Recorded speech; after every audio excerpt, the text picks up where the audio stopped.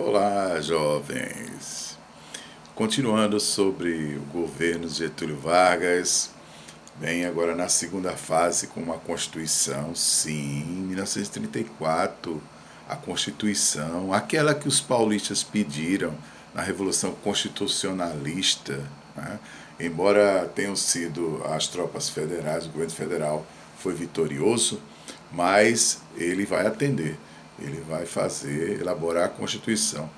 Até porque essa Constituição ela ia assegurar o governo de Getúlio Vargas, né? Dando-lhe autoridade. E ele aí vai se tornar, a partir da Assembleia Constituinte, vai ser indicado oficialmente como presidente do Brasil. A Constituição de 1934, ela tem semelhanças com a primeira, com a de 1891, assim porque o Brasil continuava sendo uma república federativa, né, a divisão em estados, e os três poderes separados e com autonomia. Então, nisso ela tem algo comum. Bem, mas tem inovações como o voto feminino a partir de 1934, o voto secreto também, a justiça eleitoral para garantir é, que as eleições não sofressem fraudes, né? Direitos para o trabalhador, como o direito de 8 horas de trabalho, direito a férias, direito à indenização em caso seja demitido, né, por justa causa. E também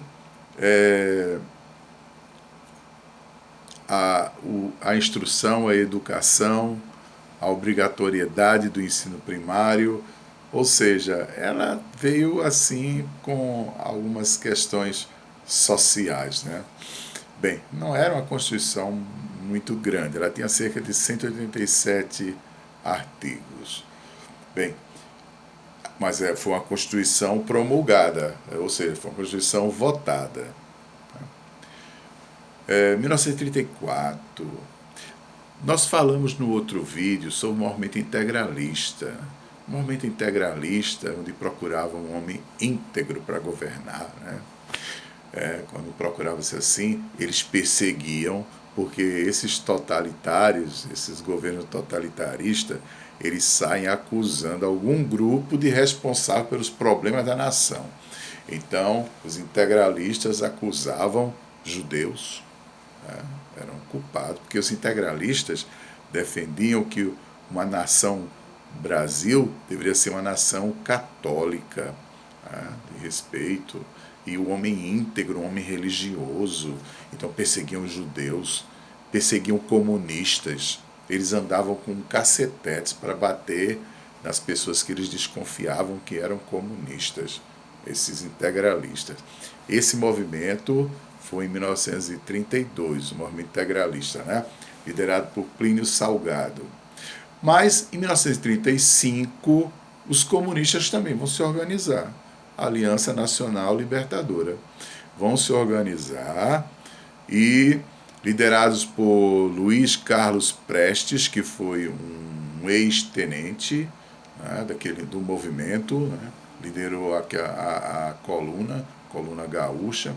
Então, ele liderou e ele se proclamou comunista. Ele tinha até, assim, sido apontado por Moscou, capital da União Soviética, como um representante do Partido Comunista no Brasil.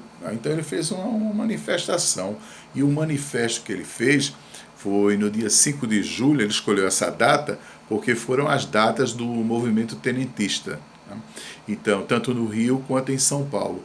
Então aí ele escolheu essa data em 1935, ele faz esse manifesto e a proposta era derrubar o governo de Getúlio Vargas, tirar Getúlio Vargas do poder.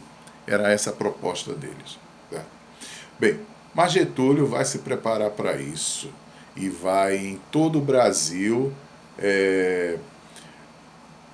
tirar ou acabar com as sedes da ANL, que era a Aliança Nacional Libertadora, que representava o comunismo no Brasil. Então ele vai fechar esses locais. Aí começam os movimentos. Começa em Natal, em Recife e no Rio de Janeiro. Pegarem armas, as tropas pegarem armas e foram enfrentar as tropas do governo. Né? As federalistas foram enfrentar. Né? Muitos foram presos, funcionário público, professores, né? E muitos foram militares, muitos foram presos aqui em Recife. Né? Eles ficavam presos tanto aqui onde era a Casa da Cultura, né, que era uma prisão, como em Natal também, onde hoje também é uma Casa da Cultura, lá tinha uma detenção. Então eles foram presos lá. Era chamada a intentona comunista. Intentona comunista é como um ato insano, né? Um ato insensato. Então é daí que vem essa palavra, intentona comunista. Bem, Getúlio Vargas, porque era 1937 agora, seria ano de se preparando para as eleições, e Getúlio não queria deixar o poder. Né? Não queria deixar o poder, e ele vai criar uma situação que é mais uma mentira que aparece, né? Para enganar o povo. Então, é o plano Cohen.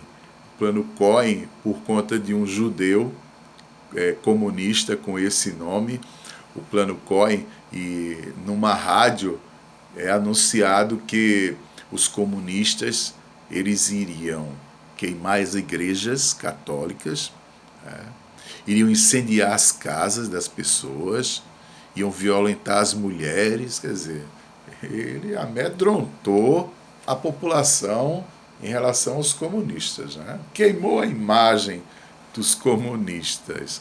E com isso ele vai dar um golpe. É o chamado golpe do Estado Novo. Em 1937 ele se torna a partir daí um ditador. Vai dissolver as assembleias nos estados, as câmaras municipais. Né? Então ele vai se tornar um ditador.